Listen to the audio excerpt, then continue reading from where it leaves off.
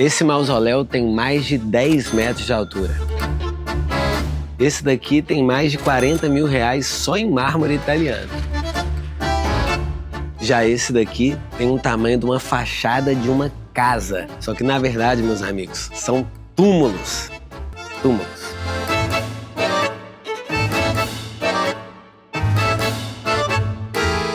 O que sempre me intrigou aqui não foi só o preço, mas sim por que tanta gente achou normal gastar uma fortuna para ser lembrado depois de morto.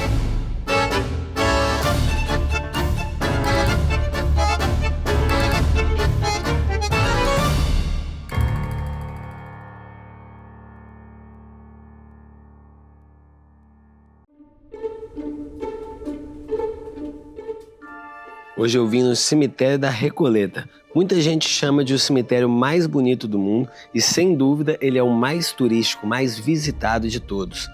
Quanto mais você anda aqui dentro, mais você percebe que isso não foi feito para os mortos.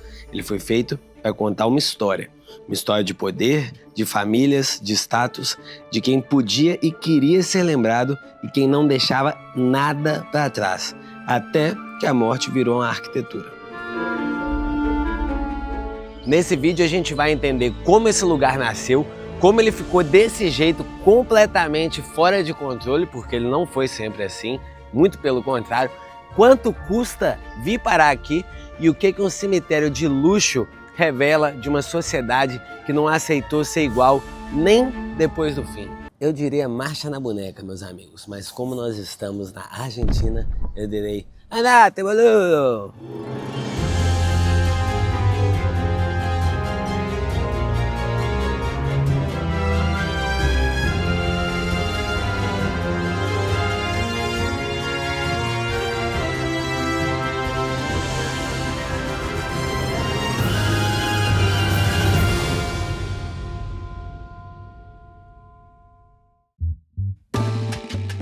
Mano, o nome daqui é cemitério, mas bem poderia ser um bairro. Para vocês terem uma ideia, são mais de 55 mil metros quadrados somente de mausoléu. Para fazer uma conversão para vocês, isso dá aproximadamente 8 campos de futebol, só de mausoléu. Mano, são mais de 4.600 mausoléus. É como se fosse quase que uma cidade pequena, com milhares de habitantes, só que não estão vivos. E tem um detalhe curioso nesses mausoléus, é que muitos deles não foram construídos de uma vez só. Uma geração erguia o primeiro túmulo, a seguinte ampliava e ia ampliando, e outra mandava fazer novas esculturas, novos vitrais, mármore, e alguns desses mausoléus cresceram ao longo de décadas, para vocês terem ideia. Então o que você está vendo aqui hoje não é só um túmulo, é quase que um projeto familiar que foi sendo construído ao longo de várias vidas. Agora, com isso dito, por que será então que um dos menores e mais simples mausoléus de todos é o mais famoso de todos e é o que mais dá fila? Bom, fica aí que já já eu te conto. Acho que vai ser impossível falar sem ter ninguém aqui na frente, olha só a quantidade de gente. Simplesmente não para de chegar mais gente. E uma coisa curiosa aqui é que a grande maioria, a maioria esmagadora dos mausoléus aqui, as pessoas não estão enterradas embaixo da terra. Elas estão enterradas acima do nível da rua. Aqui, ó. Os caixões empilhados. E isso serve o mesmo em vários outros lugares. Olha só esse daqui que emendou com uma árvorezinha. Esse daqui eu achei bem bonito. Então, homenagem dos seus amigos. Mano, é impressionante como é que é antigo. Olha, 1880. Tipo assim, bem bonito. E os túmulos dentro do cemitério da Recoleta também tem muito simbolismo. Por exemplo, um anjo com uma trompeta quer dizer o juízo final. Uma ampulheta indica que o tempo já acabou. E a mão apontando para baixo quer dizer que a morte daquela pessoa que está ali foi prematura. Talvez uma pergunta que você tem é, ainda dá para ser enterrado aqui? E a resposta é sim, mas ela não é tão simples assim. Porque, em teoria, o cemitério já está lotado.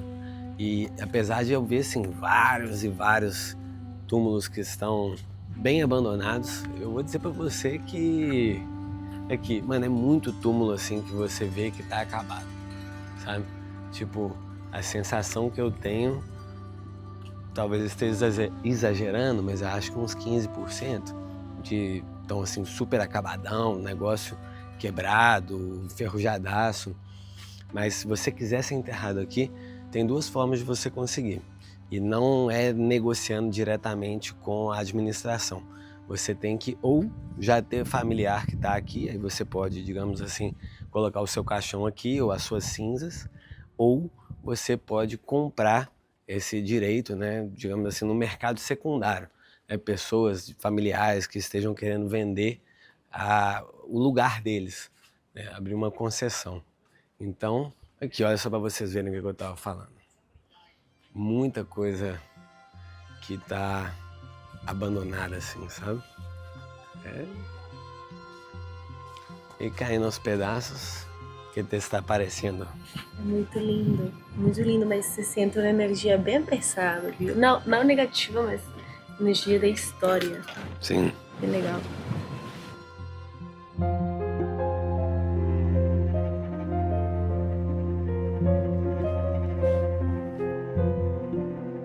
Bom, e qual que seria o valor para você vir parar aqui? Bom, isso aí depende, porque não existe uma tabela real oficial que você joga lá e vai te dar exatamente o preço do metro quadrado. É mais, como é que eu vou dizer, uma área mais cinzenta, entendeu? Você consegue, eu até encontrei anúncios online que você consegue ver, e anúncios de sites de antiguidade, imóveis especializados, porém não é tão garantido assim não. Um mausoléu enorme para várias pessoas pode ser anunciado em até 100 mil dólares, incluindo o direito de todas as pessoas participarem, enquanto que outras opções menores costumam aparecer entre 40 e 50 mil dólares em alguns anúncios na internet. Mas muitos mausoléus nem chegam a ter preço definido, e não só pelo valor histórico deles, mas porque simplesmente ninguém quer vender. E vale lembrar que esses preços também que eu mencionei não são a tabela oficial de preço da Recoleta. É mais exemplos de ofertas públicas para você conseguir entender a escala do valor desse lugar. E assim, se você acha que tem uma área mais famosa, mais nobre ou mais valorizada, você está certo. Porque apesar de aqui não funcionar como uma cidade comum, que tem, digamos, a avenida principal, na prática existe, de certa forma, uma região que funciona quase desse jeito. As áreas centrais, perto da entrada principal, e dos mausoléus mais famosos, como o da Eva Peron, são obviamente vistos como setores mais nobres. É ali que ficam os túmulos maiores, as fachadas mais ornamentadas e as esculturas mais impactantes.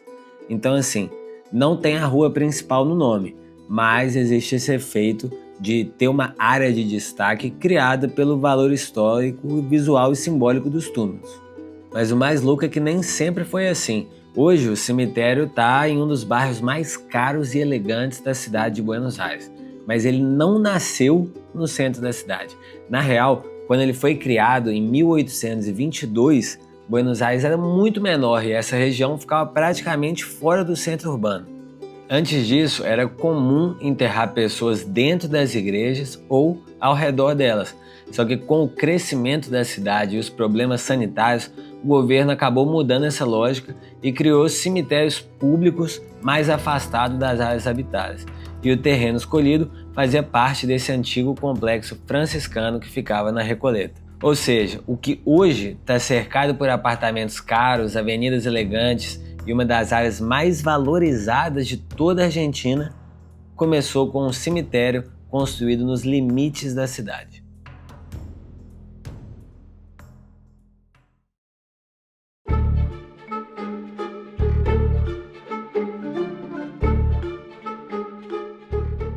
Então, assim, na realidade, tudo que a gente está vendo aqui não existia.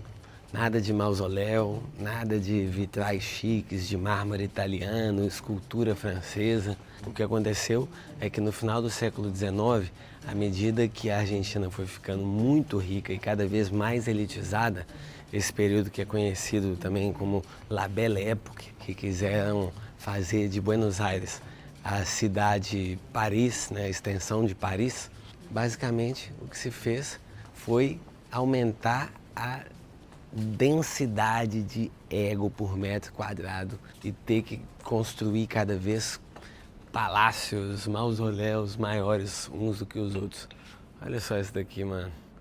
Olha o tamanho da Silvana versus essa parada. Assim, é realmente uma...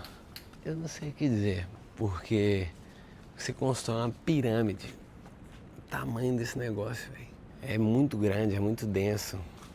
Maior do que várias casas que eu já vi aqui em bairros mais pobres em Buenos Aires. E foi assim que, dessa forma, o cemitério acabou crescendo para cima cada vez mais, porque o terreno em si é praticamente o mesmo, mas como não tinha mais espaço, foi cada vez crescendo mais e mais para cima em detalhes, em ostentação. Acho que depois que você entende isso, você começa a olhar cada mausoléu de forma um pouco diferente. Acho que oficialmente eu encontrei o maior de todos até agora. E olha que é difícil, uma briga é difícil. Olha só o tamanho, a perspectiva. Esse mano aqui, e olha o tamanho desse rolê, mano. Mano, eu estava aqui horrorizado com o quão grande é esse mausoléu. E eu tive que jogar no Google. Esse cara foi um dos maiores químicos, ele ganhou o Prêmio Nobel Químico de 1970.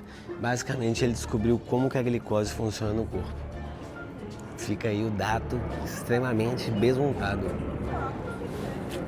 Me parece interessante o fato de que vários, né, se não todos os vitrais que eu vi até agora, eles são a parte bonita, por assim dizer, fica pra dentro. Se liga só nisso daqui, ó. Os maiores detalhes ali. E você vem aqui. Ele é virado sempre pra dentro. Curioso, não?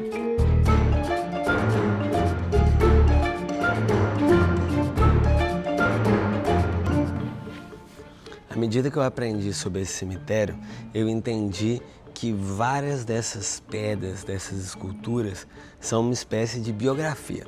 E cada uma dessas biografias aqui, dessas centenas, tem algumas que são mais estranhas do que outras. Uma história boa daqui é a de Salvador Maria del Carril. Ele foi vice-presidente da Argentina e ele tinha uma relação tão conturbada com a esposa dele que, apesar de eles estarem enterrados dentro do mesmo mausoléu, ambos estão separados por uma parede interna.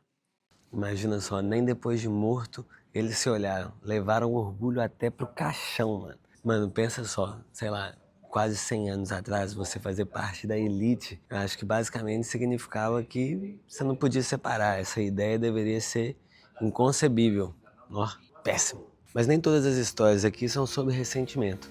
O negócio é que no auge econômico da Argentina, a elite decidiu que a morte ela não era só uma despedida, ela era também uma vitrine. E foi aí que, pouco a pouco, os mausoléus foram ficando maiores, vitrais foram sendo criados, importados, esculturas francesas, mais e mais detalhe cada vez mais.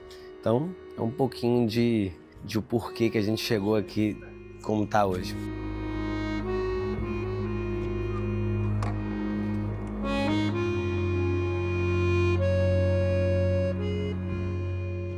O túmulo mais visitado desse cemitério, sem dúvidas, é o de Eva Perón. Foi primeira-dama da Argentina, idolatrada pelas classes populares e odiada por parte da elite. Ela virou um mito ainda em vida. Quando ela morreu em 1952, o corpo foi embalsamado e virou símbolo político. Depois do golpe militar, o corpo desapareceu. Na verdade, ele foi escondido, porque ele tinha que ser transportado secretamente e enterrado com outro nome na Itália.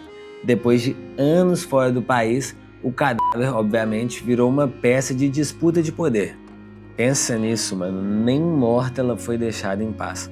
O corpo dela foi tratado como um território político, sabe? Como um símbolo, uma ameaça ou como um troféu, dependendo da forma que você vê para a situação. Só anos depois que o corpo foi voltar para a Argentina e hoje ele está aqui.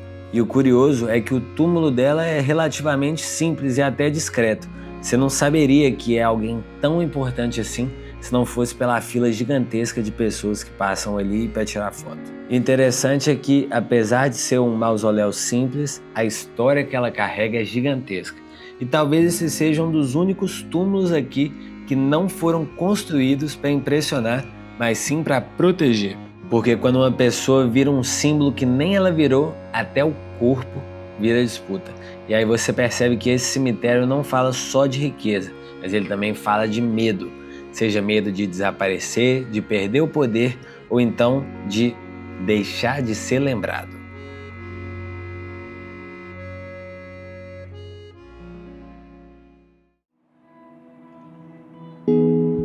Bom, amigos, eu acho que esse cemitério aqui ajuda a mostrar um pouco que a desigualdade ela não vai embora nem depois da morte. Ela continua com endereço num lugar nobre, com muros altíssimos e ela mostra também o quanto vai, até onde vai o ego do ser humano.